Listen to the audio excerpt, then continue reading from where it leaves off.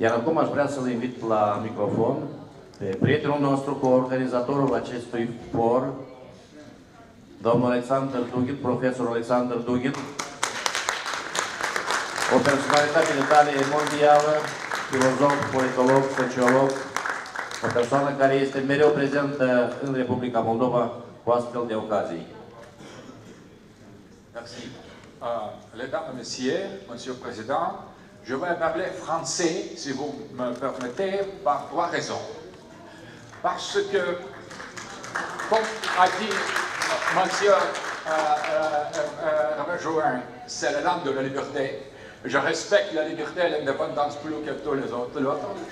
Parce que votre président de la République de Moldova maîtrise parfaitement cette langue et parce qu'il est plus proche à la langue romanienne, moldavienne, que je ne maîtrise hélas pas.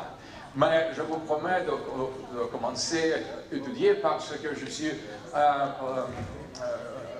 j'aime énormément la culture et la philosophie de la Roumanie, de Moldova. Je suis vraiment... Je suis fasciné par les philosophes, grands philosophes romains comme Mircea Eliade, Lucian Blaga, et j'ai étudié des autres. Et pour moi, c'est vraiment un plaisir d'être présent ici, dans la terre sacrée de l'intellectualisme de l'Europe orientale romaine, qui est en quelque sorte avant-garde de la pensée européenne. Non seulement est-européenne, européenne en tant que telle. Donc, je suis vraiment impressionné par la qualité et la quantité des intellectuels qui sont présents ici, qui sont venus de l'Angleterre, de la France, de l'Allemagne, de la Bulgarie, de la Belgique, de la Grèce, de la Suède, de la Suisse, de la Roumanie, de la Bulgarie, et de Tchad. Donc, c'est vraiment impressionnant que tellement des intellectuels sont venus ici pour parler de l'alternative au capitalisme financier. Donc, c'est le signe que quelque chose ne vient pas bien. Il y a quelques problèmes. J'ai récemment participé dans le colloque de la conférence en Amsterdam avec Bernard-Henri Lévy, organisé par les libéraux, par les globalistes même des États-Unis, de l'Europe, et tout le monde était d'accord que quelque chose va mal, que quelque chose n'est pas normal avec le capitalisme, que le capitalisme globaliste et financier est malade. Tout le monde était d'accord avec ça. Donc, même nos ennemis reconnaissent ce tas de choses, ce qu'on le fait. Donc, on a toutes les raisons de parler de l'alternative par rapport à ce système. Contrairement à mon ami Chris Paul, je ne suis pas le partisan du capitalisme. Et je ne pense pas que nous assistons à la catastrophe du capitalisme. Je crois que le capitalisme est la catastrophe. Et donc, je crois qu'il faut trouver les moyens, les chemins d'en sortir, mais d'en sortir d'une manière digne, sans tomber dans le même impasse comme le communisme totalitaire, qui n'est pas réussi. Donc, on doit penser autrement, mais on doit chercher en même temps les raisons de cette catastrophe, parce que sans comprendre les raisons de la catastrophe, on ne peut pas en sortir. Je crois que, tout d'abord, il faut penser comment le capitalisme s'était introduit. Selon mon opinion, j'ai fait les études, j'ai écrit certains livres là-dessus, par exemple, la fin de l'économie, End of Economy. C'était un des plusieurs livres écrits un peu sur le sujet. Mais ce qui est très important, c'est analyser comment un capitalisme était introduit dans la société. Et selon moi, c'était grâce à brisement, fait de briser la figure du travailleur intégral.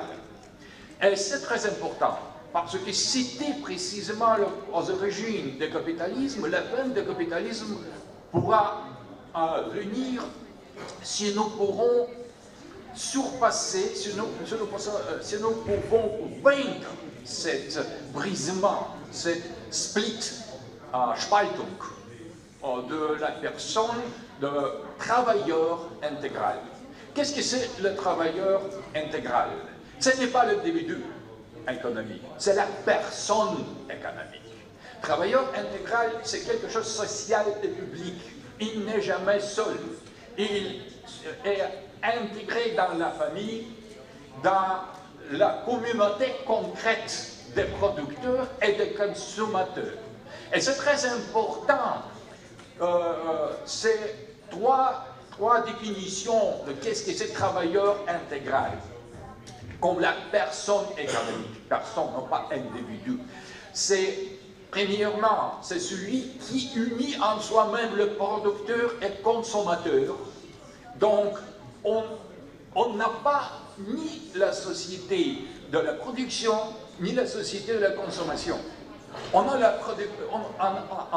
la société intégrale qui consomme ce qu'elle produit et qui est engagée dans l'acte de produire et consommer dans quelque chose de sacré.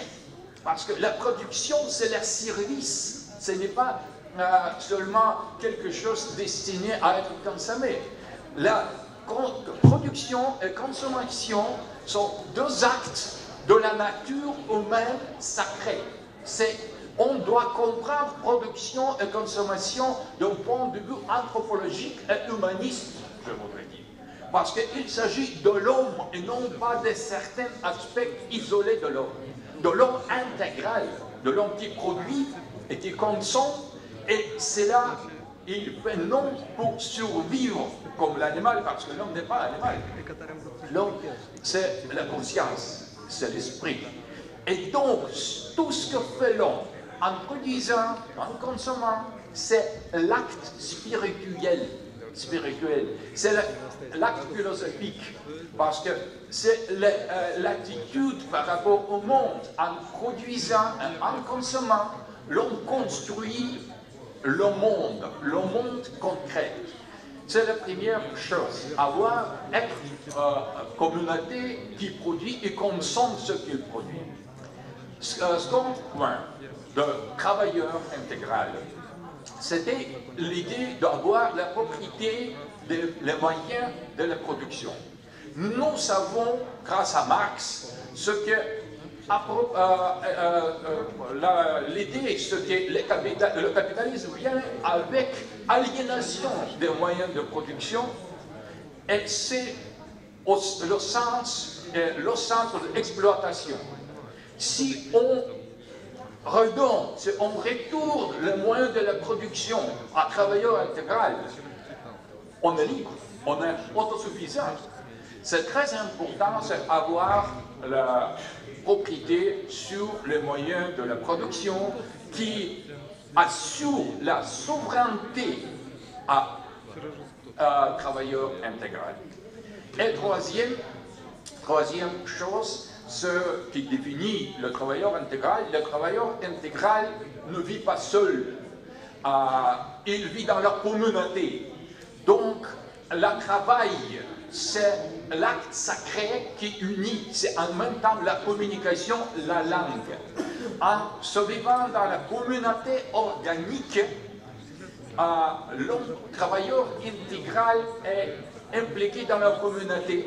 Et il n'est pas distingué de cette communauté. Il fait partie de cette communauté qui représente pour lui l'espace naturel et organique.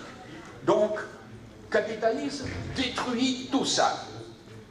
le capitalisme est venu pour séparer le producteur du consommateur et créer, le secteur de la production et le secteur de la consommation séparés, donc brisés. Le capitalisme a brisé cette balance très importante. Le capitalisme s'est approprié des moyens de la production et aliéné les moyens de la production, donc en privant l'homme, le travailleur intégral de cette autosuffisance. Et le capitalisme s'est séparé l'individu de la personne. Donc il a introduit l'autre acteur, l'autre actant individu, comme le concept qui se trouve au centre de la philosophie bourgeoise du capitalisme. Et donc, peu à peu, si on comprend le capitalisme comme phénomène historique, on voit que la catastrophe que nous assistons aujourd'hui, c'est la fin de la route, ce n'est pas le commencement, c'est quelque chose, c'est l'achèvement logique de ce processus. Si on s'engageait dans ce chemin, on arrive à la fin bien prévue. Quand on remplaçait premièrement la population de souche par les immigrés, et après les immigrés avaient le reste de la population de tous par les robots.